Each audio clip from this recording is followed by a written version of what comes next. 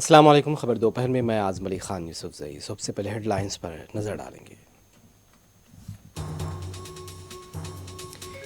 कांग्रेस और आरजेडी ने मुल्क की नेकनामी को मुतासिर किया है। वज़ीर-ए-आज़म मोदी का बिहार के जमुई में खिताब, अब कभी इधर उधर होने वाले नहीं हैं। नीतीश कुमार की तकरीर।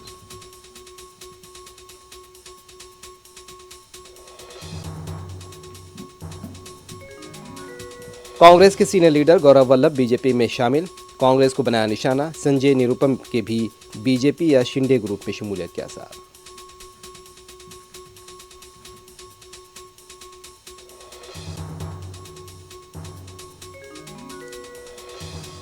कांग्रेस लीडर सोनिया गांधी ने राज्यसभा की रुकनीत का लिया हलफ, लोकसभा का इंतखाब नहीं लड़ेंगी।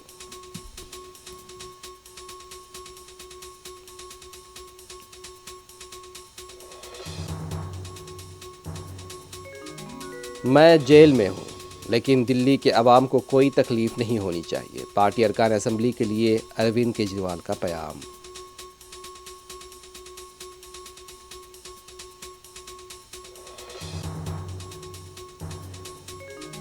तेलंगाना के नलगुंडा में पुराने वाटर टैंक से तकरीबन 30 बंदरों की लाशें बरामद, मकामी अवाम में तशवीश।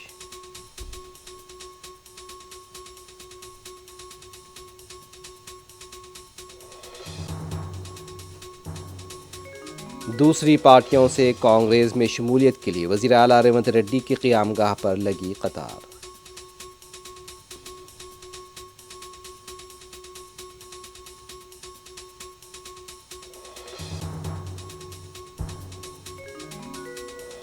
विशाखापट्टनम में दिलखराश सड़क हादसा, टाटा गाड़ी को लॉरी ने दी टक्कर, 3 अफराद बरसरे मौका हलाक।